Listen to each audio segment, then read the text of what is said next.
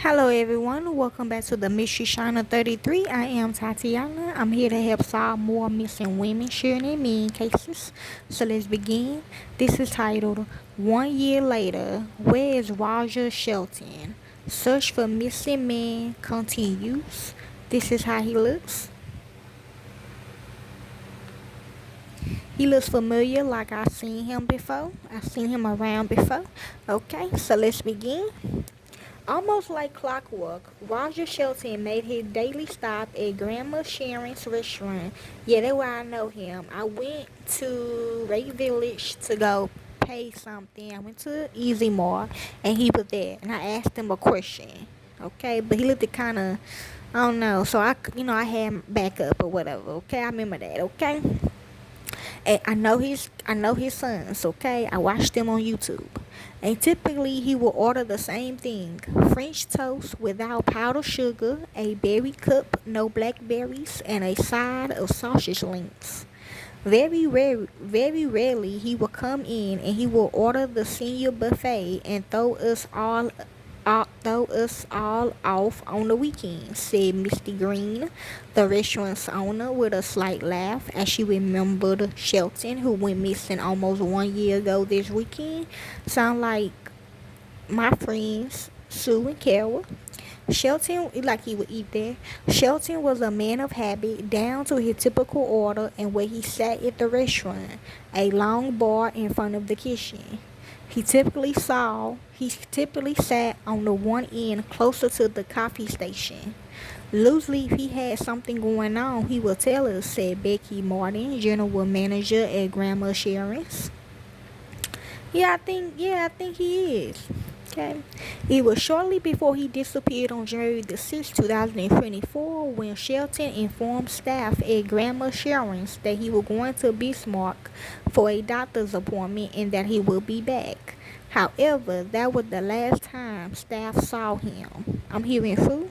Returning home on January the 5th, 2024, Shelton was traveling home from Bismarck, where he had a doctor's appointment, a routine checkup following a quadruple bypass he had years ago.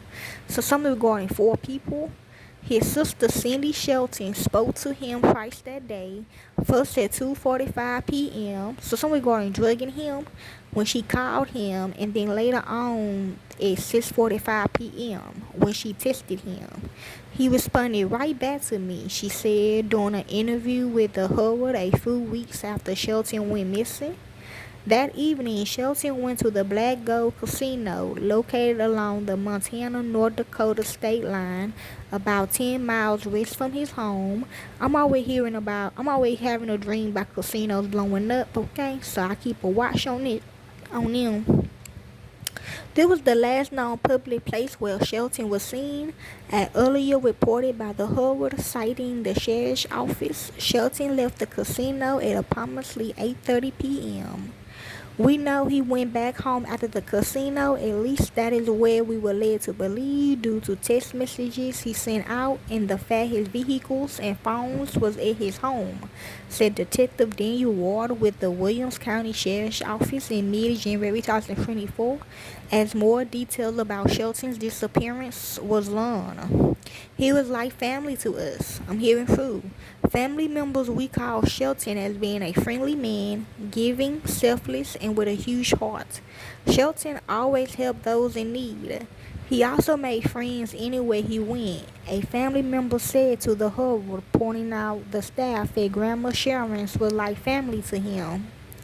Green said that since she bought Grandma Sharon in 2019, Shelton was a faithful customer. Oh yeah, yep, he be there too. And the sweetest guy ever, Martin added. He never once treated our girls with anything other than kindness. We can guarantee we see him every day, Green said. During that time, staff at the restaurant began to know him and vice versa. He was like family to us. Some here they wanted him to be hip or something. Green recalled that Shelton worked on all of our employees' vehicles, and while he did, he had a spare vehicle he would loan to the employee to lose in the meanwhile. I know somebody that happened to. One of my co-workers she was the boss. Well, she ain't my coworker. She used to be my boss or whatever.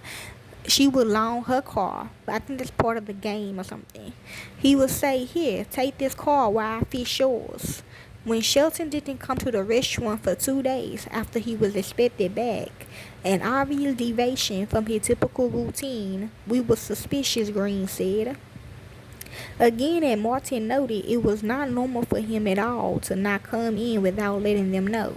Okay, from seeing that movie, um, Creep Show, the restaurant then reached out to Shelton's family on that Sunday, January the 7th. When the family went to Shelton's home, they found everything in order, except Shelton wasn't there, despite the presence of his vehicles, his phones, his dentures, and other personal effects, which suggested that something had happened. For 6 months, law enforcement and family had a break in the case when surveillance footage was obtained by the sheriff's office, perhaps offering a new clue. The footage shows movement at Shelton's house on the morning of January the 6th, 2024, the day after he returned from Busmark. Between 6 and 7 a.m. on that day, two vehicles drove up and stopped in front of Shelton's home for a brief period. So they trying to do a drive-by, something like that, trying to scare him. I see that all the time on other cases. One or more individuals may have exited the vehicle, then both vehicles turned onto Highway 2, heading to the direction of Williston. Yeah, they do me like this. The footage, however, is grainy. It's hard to make out. The camera is not optimal as far as distance and clarity go. Ward said to the Herald after the footage was received, "What we able to see is more so outline and lights other than specifics on the car or truck due to the distance of the camera." On January the 9th, if the temperature dipped, a search party made up law enforcement and civilians organized at Shelton's home. From there, a grid search was conducted with no luck. See, like the real family came and whoever the suspects are, they dipped. Ground searches as well as investigating potential leads kept law enforcement busy. Which each day that passed, it was hoped that something would be learned about where Shelton went. In the meantime, an initial $10,000 reward for information was upped to $50,000. It remains untouched, at least for now. Law enforcement asked for help. Since the discovery of the aforementioned footage of the two vehicles arriving in Shelton's home on the morning after he was last seen, the well ran dry. No new leads have come forward about Shelton's disappearance. Ward said the Herald on December the 30th. Unfortunately, nothing had come to fruition as given case manager Derek Bunner any information or giving him any detail to assist in locating Roger. Ward said, "We are still sitting at the same spot we was at back in the summer. We have nothing, no investigative leads that point in any direction or another," which also means there isn't a person or persons of any kind of interest that we are looking at or currently looking at. Okay? They're trying to get away. The Williams County Sheriff's Office is still taking information, Ward said. "If we get new information, we obviously work on that and we obviously chase them down." "The case is far from closed," Ward said, adding that if we get another tip tomorrow, that will automatically reopen it. Those who have information on Shelton's disappearance and or whereabouts are encouraged to contact law enforcement. If somebody knows anything, just to tell us, let us know, submit a tip, call us. Even they think we already know it, they think it's something we should hear again from a different perspective. So just let us know. We are always willing to take the call and listen, Ward said. We encourage people to continue doing that. If they hear anything from people, to just let us know or encourage the people that know this information to let us know. Green also hopes that the family can get an answer soon about Shelton's whereabouts. "Roger was one of the nicest people I ever met in my entire life, and that is not even a joke," she said. "He was a genuine, good person that cared about everybody he met. He will help anybody. His family doesn't deserve this."